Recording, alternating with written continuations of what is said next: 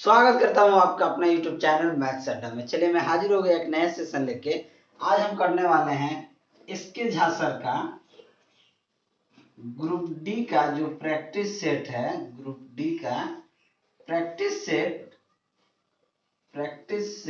10 करने वाले हैं और ये मैथ का करने वाले हैं। ठीक है, तो चलिए अगर आप हमारे चैनल पर नए हैं तो चैनल को सब्सक्राइब कर लें और वीडियो को अंत तक देखें। और अभी तक आप हमारे टेलीग्राम चैनल से नहीं जुड़े हैं तो लिंक आपको डिस्क्रिप्शन में मिल जाएगा, आप वहां से जाके जुड़ जाइए। तो चलिए शुरू करते हैं। चलिए आज का पहला क्वेश्चन देखते हैं, क्वेश्चन नंबर 46। क्वेश्चन नंबर 46 कह रहा है कि यदि ए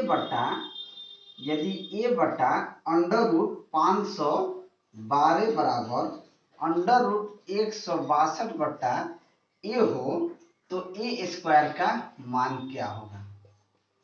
ए स्क्वायर का मान पूछ रहा है, तो क्या हम अगर इसका क्रॉस मल्टीप्लिकेशन कर देंगे इन दोनों का तो ये क्या हो जाएगा, इधर तो हो जाएगा ए स्क्वायर और इधर क्या हो जाएगा 512 गुने 162, यही होगा। हमसे इसी का मान पूछा है तो इस सभी को अंदर ले लेंगे, 512 गुना 162। अब इसको हम तोड़ते हैं, 512 को तोड़ देंगे हम 256, इसको तोड़ देंगे। देखिए 16 गुना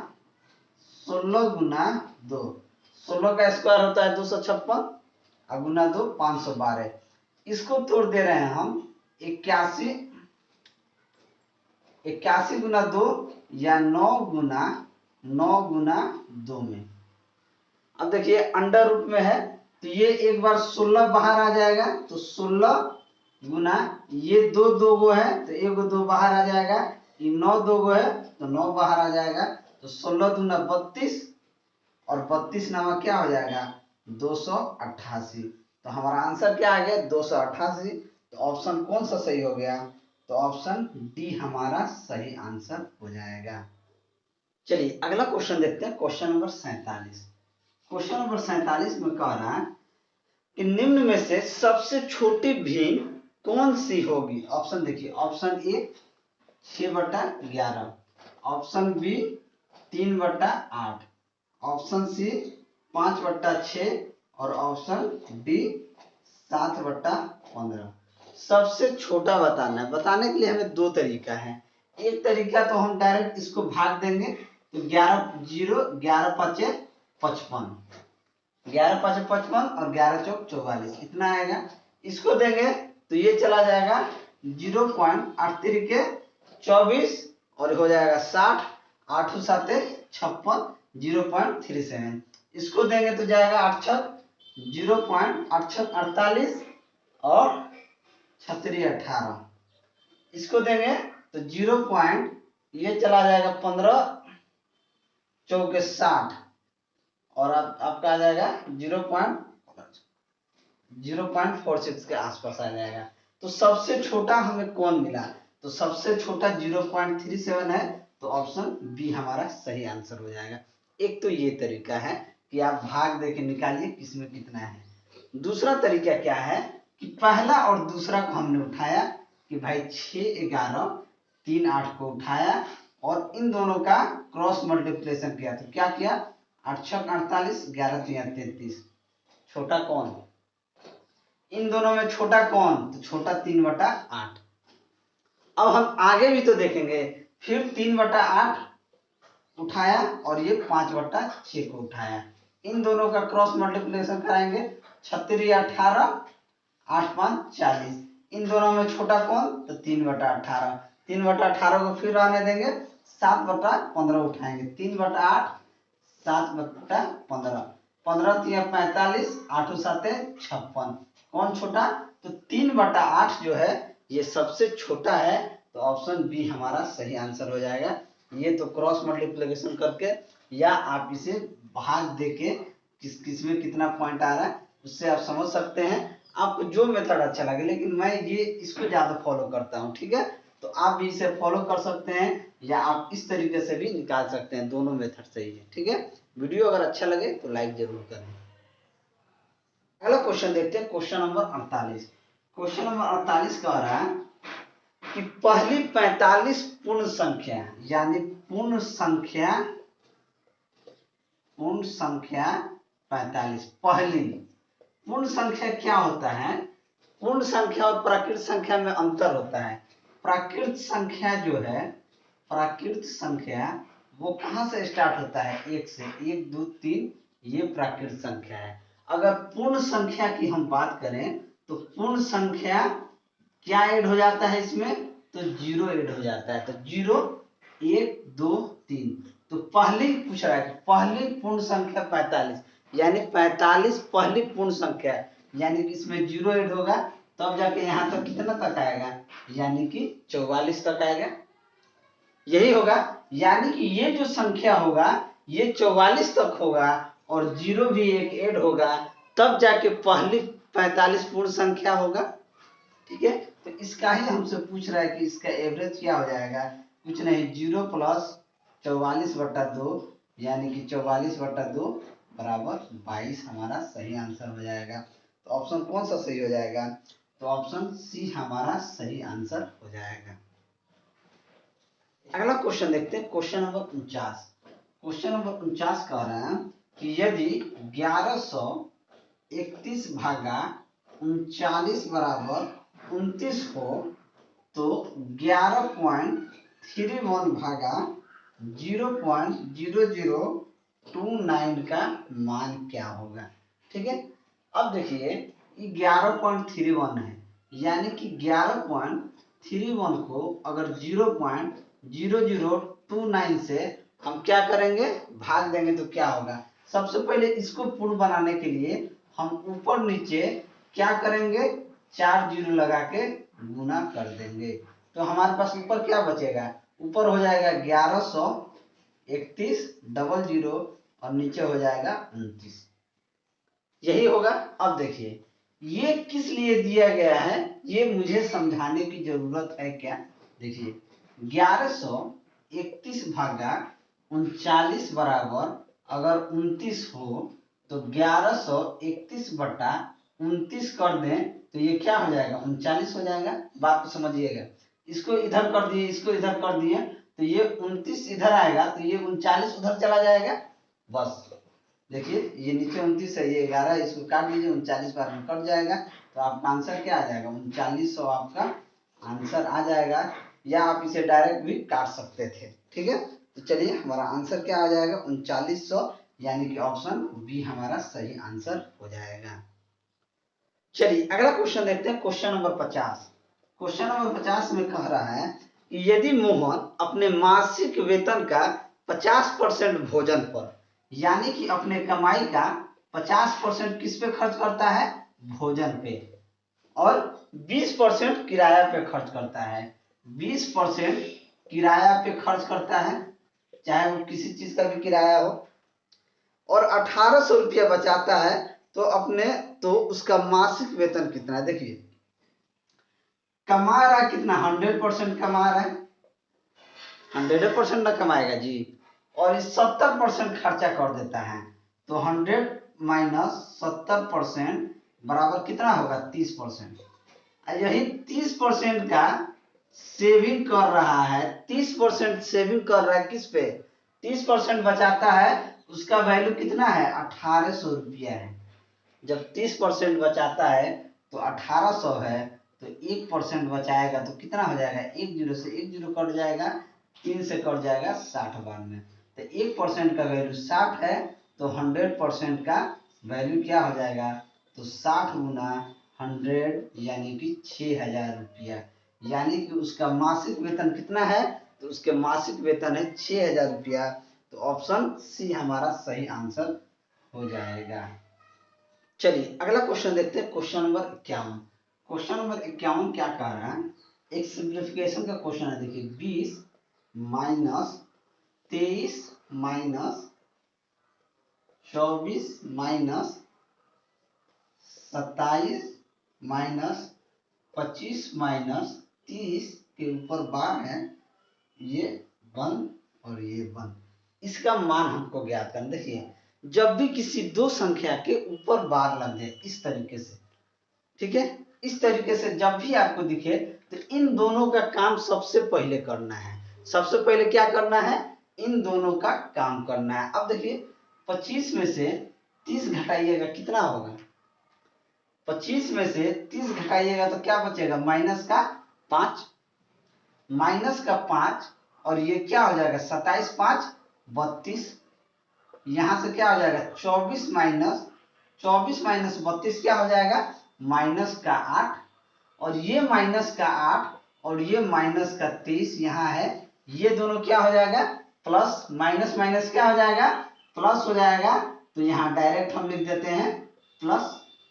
ठीक है, तो 23 और 8 क्या हो जाएगा, 8 3 11 के 1, हाथ में 2 1 3 यानी कि 31, और माइनस क्या हो जाएगा यहाँ पे 20, तो 20 माइनस 31 क्या हो जाएगा, तो ये हो जाएगा माइनस का 11, यही हमारा आंसर आ जाएगा।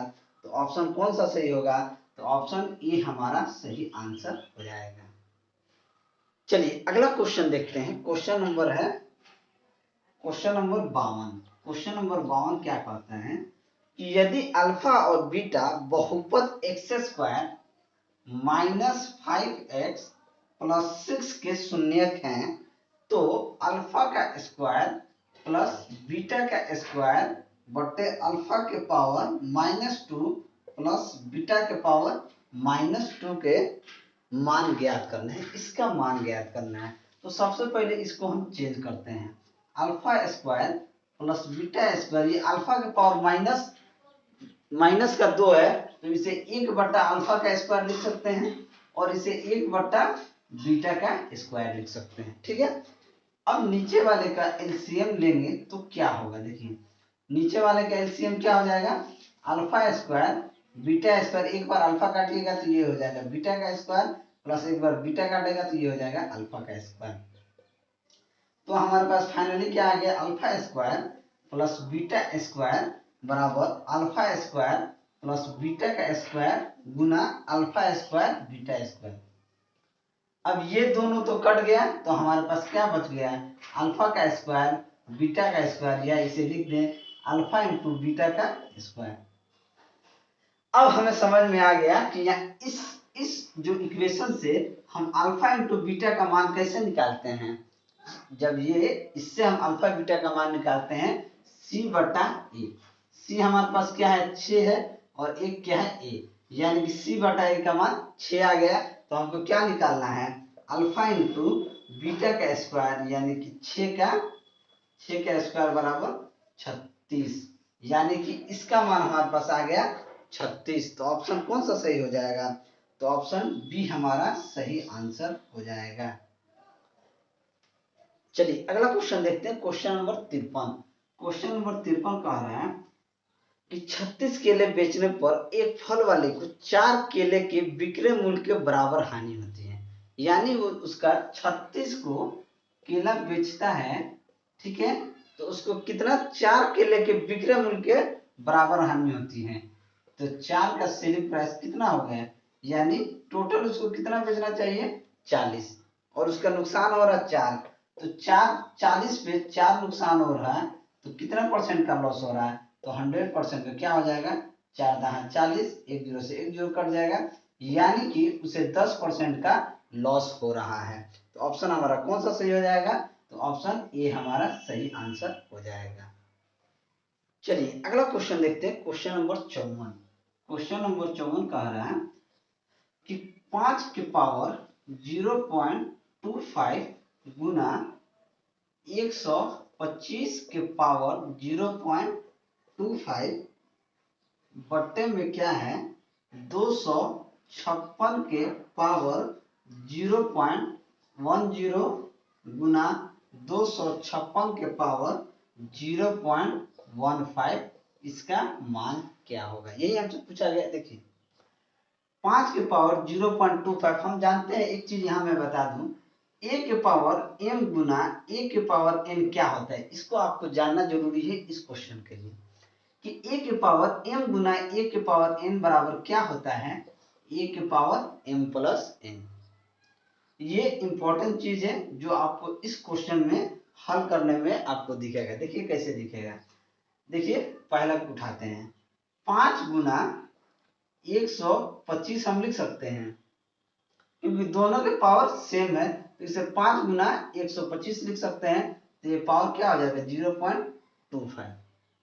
बात को समझे, देखिए ए के पावर मान लीजिए m हो, ठीक है, या ए के पावर n हो, ठीक है, ए के पावर m हो या ए के पावर n हो, ए के पावर n हो, तो ये a गुना ए के पावर n हम लिख सकते हैं, ठीक है, यानी कि इस तरीके से हम लिख सकते हैं, ठीक है। तो चलिए क्या करते हैं, ये हो गया 5 गुना 125 के पावर 0.25। अब नीचे वाला देखिए, नीचे वाला ए के पावर m गुना ए के पावर n, ये दोनों अलग अलग हैं, ये दोनों अलग है लेकिन बेस समान है, तो बेस 256 को 256 रहने देंगे और ये ए के पावर m प्लस n में जोड़ देंगे, तो ये क्या हो जाएगा 0.10 प्लस 0.15। तो इन दोनों को जोड़ देंगे तो हमारे पास क्या आ जाएगा, यहां से लिखते हैं। अब देखिए 5 गुना 125 को 5 के पावर 4 लिख सकते हैं, देखिए 5 गुना 5 का ये क्यूब लिख सकते हैं, 125 को 5 का क्यूब लिख सकते हैं, बिल्कुल बोलेंगे कि बिल्कुल लिख सकते हैं। अब 256 को हम क्या लिख सकते हैं, 256 को हम 2 के पावर 8 लिख सकते हैं और ये जोड़ देंगे तो क्या हो जाएगा 0.25। अब बात को समझिएगा, ये a के पावर m, इसमें कुछ नहीं है तो ये पावर 1 होता है, तो a के पावर m गुना a के पावर n, ये क्या हो जाएगा 5 के पावर 4। 0.25 का मतलब क्या होता है 1/4, 0.25 का मतलब होता है 1/4, तो ये पावर 1/4 हो जाएगा। ये 2 के पावर 8 गुना ये भी 1/4 हो जाएगा, ठीक है। तो अब ये पावर आपस में गुना हो जाएगा, तो ये 4 से ये 4 कट जाएगा एक बार में, और ये 4 से 8 कट जाएगा दो बार में, तो यहाँ बच गया 5 और नीचे 2 का स्क्वायर 4। हमारा आंसर यही आ गया, यानी कि 5/4 हमारा आंसर हो जाएगा। तो ऑप्शन कौन सा सही होगा, तो ऑप्शन बी हमारा सही होगा। चलिए अगला क्वेश्चन देखते हैं, क्वेश्चन नंबर 55।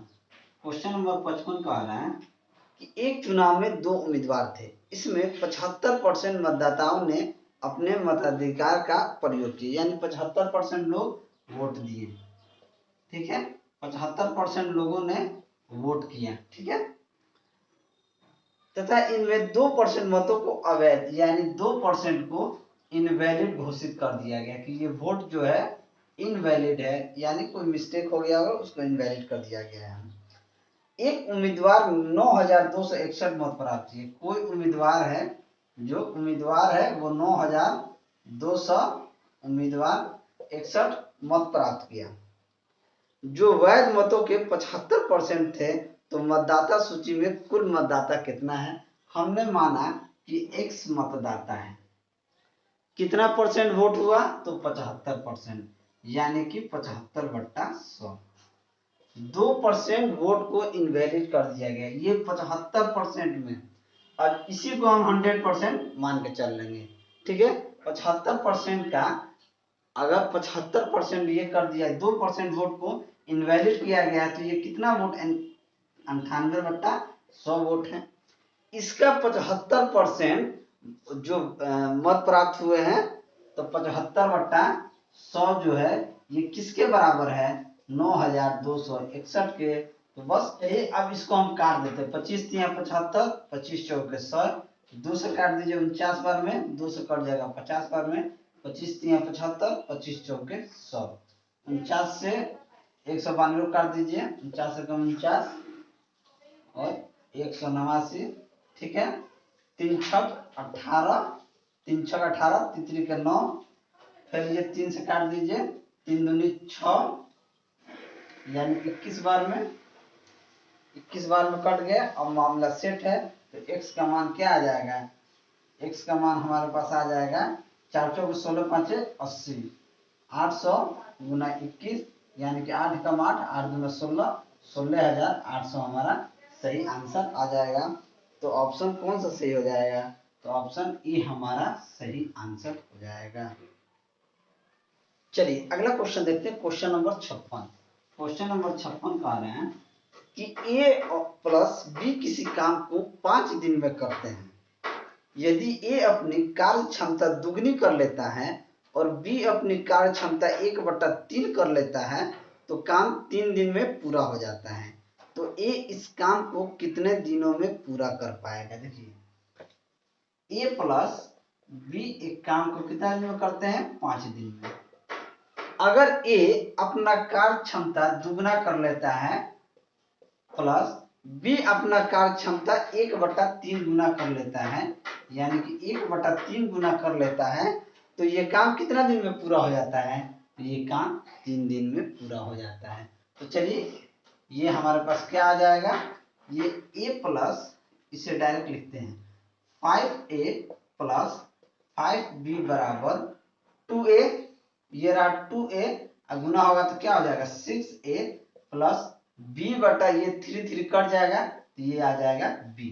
तो 6a और 5b, तो 5b माइनस b बराबर 6a माइनस 5a, तो यहाँ से आ जाएगा 4b बराबर 6 + 5 के 8। अब देखिए a और b का रेशियो देखा जाए तो a बटा b का रेशियो देखा जाए तो 4:1, यानी कि a का एफिशिएंसी 4 होगा, b का एफिशिएंसी 1 होगा। अब ये दोनों मिलके 5 दिन में कितना काम करेंगे? 4 + 1 × 5, यानी कि 25 यूनिट काम करेंगे। तो अब हमसे पूछा गया है कि ए इस काम को कितना दिन में करेगा? तो ए 4 की एफिशिएंसी से 25 यूनिट काम कितना दिन में करेगा? तो 25/4, यानी कि 6 × 1/4 दिन में इस काम को समाप्त कर देगा। तो ऑप्शन कौन सा सही हो जाएगा? तो ऑप्शन बी हमारा सही आंसर हो जाएगा। वीडियो अगर अच्छा लगे तो लाइक जरूर करें। अगला क्वेश्चन देखते हैं, क्वेश्चन नंबर 57। क्वेश्चन नंबर 57 में देखिए क्या करना है। √19 माइनस √17, √13 माइनस √11, √7 माइनस √5 और √5 माइनस √3, इनमें से सबसे बड़ा बताना है कि सबसे बड़ा कौन है। देखिए √19 माइनस √17 को लेते हैं, इसका हम रेशनलाइजेशन करेंगे। देखिए क्या करते हैं, इसके अपोजिट से ऊपर नीचे गुना करेंगे। क्या करेंगे? अपोजिट से ऊपर नीचे गुना। हम जानते हैं कि a plus B into A minus B क्या होता है? a plus B into A minus B क्या होता है? a² माइनस b² होता है। तो ऊपर a minus B, a plus B, तो ये क्या हो जाएगा? इसको मिटा देते हैं, ठीक है। ये फॉर्मूला बताया इसलिए ताकि इसको मैं समझा सकूं। तो √19 का स्क्वायर माइनस √17 का स्क्वायर बटे में क्या आ जाएगा? √19 प्लस √17, ये क्या हो जाएगा? 19 माइनस 17 बटा √19 प्लस √17, यानी कि 2 बटा √19 प्लस 17। अब आप इसी तरीके से √13 माइनस √11 का करेंगे तो क्या होगा? इसके अपोजिट से गुना करेंगे, 13 प्लस √11 बटा √13 प्लस √11, ये क्या आ जाएगा? √13 का स्क्वायर माइनस √11 का square, same a plus B into A minus B का फॉर्मूला होता है a² माइनस b²। तो नीचे क्या बचेगा? 13 प्लस √11, यानी कि यहाँ भी 13 माइनस 11 करेंगे, √13 प्लस √11, यानी कि 2 बटा √13 प्लस √11। अब देखिए इन सभी में आप देखिए इन दो ही चीज में निकाला है, इसका निकाला। अंश दोनों का समान है। अंश दोनों का समान क्यों है? कि इन दोनों के बीच में भी गैप 2 है। देखिए 2 का गैप है, 2 का गैप है, 2 का गैप है, 2 का गैप है, इसलिए अंश में 2। अब ठीक इसी तरीके से √7 माइनस √5 का भी अगर हम निकालेंगे तो क्या होगा? ये क्या हो जाएगा? ये डायरेक्ट हम लिख सकते हैं कि 2 बटा √7 प्लस √5। और ठीक इसी तरीके से √5 माइनस √3 का भी निकालेंगे तो हमारे पास क्या बचेगा? हमारे पास बच जाएगा 2 बटा √5 प्लस √3, यही बचेगा। अब देखिए बात कंसेप्ट अब यहाँ है, जिसका अंश समान हो, मान लीजिए ये 2 है, ठीक है, जिसका अंश 2 है, इसके हर में 4 से भाग दिया जाए, 2 है, इसके अंश हर में 1 से भाग दिया जाए, तो आप बताइए इन दोनों में बड़ा कौन? इन दोनों में अगर मैं आपसे पूछूं कि बड़ा कौन, तो आप बोलिएगा 1/2 बड़ा होगा, क्योंकि ये तो 2/4 यानी कि 1/2 हो गया, ये तो आधा है, ये पूरा है 2, तो बड़ा कौन? अब कंसेप्ट यही समझना है, जिनका हर छोटा, जिसका हर छोटा वही सबसे बड़ा। बात समझ में आया? जिसका हर छोटा होगा वो सबसे बड़ा होगा, और जिसका हर सबसे ज्यादा बड़ा होगा वो सबसे छोटा होगा। बात समझ में आ गया? अब हम देखेंगे जिसका हर छोटा वो बड़ा है, ठीक है। तो इन सभी में देखेंगे तो एक √5 + √3 ही है जिसका हर छोटा है, इसका मतलब है कि सबसे बड़ा जो है ये बिग संख्या हो गया, यानी कि बड़ा संख्या यही हो गया, तो हमारा ऑप्शन यही सही हो जाएगा। तो ऑप्शन कौन सा सही हो जाएगा? तो √5 - √3 सबसे बड़ा होगा, तो ऑप्शन सी हमारा सही आंसर होगा। बहुत जबरदस्त क्वेश्चन है, अगर वीडियो अच्छा लगे तो लाइक जरूर करें। अगला क्वेश्चन देखते हैं, क्वेश्चन नंबर 58। क्वेश्चन नंबर 58 क्या कह रहा कि a बट्टा b बराबर 4/5, b बट्टा c बराबर 15/16, तो कह रहा है कि c² - a² बट्टा c² प्लस a² का मान क्या होगा। देखिए ये क्या है, इसे हम अनुपात में a/b लिख सकते हैं और ये c लिख सकते हैं। a/b/c हम निकालते हैं, तो देखिए a/b ये क्या है, 4/5 है। अब b/c कितना दिया है, 15/16 दिया है। बस इसके तरफ 5 रख दीजिए, इसके तरफ 15 रख दीजिए, 15 चौके 60, 15 5 75, 16 5 80, काट दीजिए, 5 से कट जाएगा, 5 से कट जाएगा 12, 15 और 16, मामला हो गया सेट। सी का मान हो गया 16, ए का मान हो गया 12, इन दोनों सी और ए का क्या हो जाएगा, सी का स्क्वायर का हो रहा है, तो 16 का स्क्वायर माइनस 12 का स्क्वायर बट्टे में 16 का स्क्वायर प्लस 12 का स्क्वायर।